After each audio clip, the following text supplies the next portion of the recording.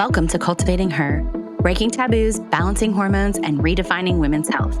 I'm your host, Kristy Edgar, an integrative nutrition health coach and holistic lifestyle expert. Join me as we dive into the world of menstrual health, hormone balance, and the connection to women's wellness. Whether you're looking to decode your cycle, tackle PMS, or manage menopause, this show is your go-to to syncing your lifestyle with your hormonal rhythms.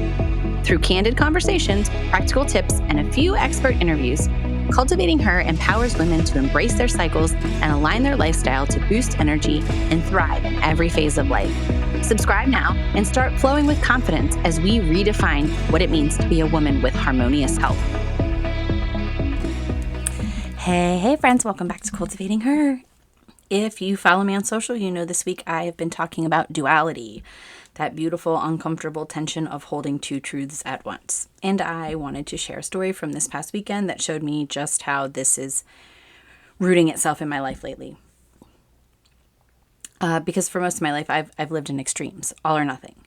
Nurture everyone or lose myself, be the rock or crumble in secret. But lately, something in me is shifting. And yesterday, I realized I'm no longer living from survival. I'm living from capacity. My Saturday morning started as cross-country mom, standing on the sidelines, yelling my lungs out for Mackenzie Entertainment Districts. She crushed it, by the way, 1910, fifth place. Team took second. I could not have been more proud. I mean, I could literally feel the pride in my bones. I was soft, steady, grounded. Mom, anchor, container, present, regulated, fully there.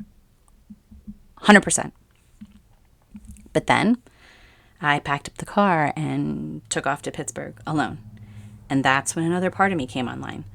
I was feeling anxious and excited all at once. It was exhilarating and terrifying. And that's nervous system regulation in action, the kind that I talk about with my clients. When your body feels safe enough to stay open in an emotion rather than contracting around it. I kept focusing on the next turn, the next thing.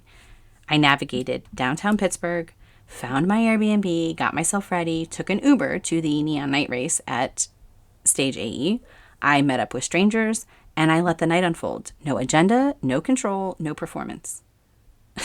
I frolicked to EDM on a 5K route along the North Shore of Pittsburgh. I danced my ass off. I laughed until I couldn't breathe, and I did it all sober. No numbing, no shrinking, no asking for permission to take up space. Just existing, alive, untamed, and completely free. And that's when it hit me. I felt safe being both. Mom and free spirit. Responsible container and free one. For so long, my nervous system believed I had to choose, that safety only came from control or caretaking. But Saturday night, my body remembered something ancient, that feminine was never meant to live in one identity. She is the embodiment of and, the keeper of duality, the one who can hold two truths at once. See, underneath it all, I'm navigating a divorce and rebuilding a life while showing up for everyone else. It's heavy. Some days I feel like a badass cycle breaker, and other days like a lost little girl. In some moments I feel free, others I feel broken and bruised. Sometimes I crave solitude, and sometimes I just want to be held. But that's not failure. That's healing. It's real, it's messy, and it's non-linear. This is what I teach women, that healing isn't about eliminating contrast. It's about expanding our capacity to hold it. That's nervous system work. That's hormone literacy at an energetic level. It's cyclical living in real time, because the nervous system's highest form of regulation isn't calm, it's capacity. Saturday night taught me something sacred. My nervous system is no longer stuck in survival.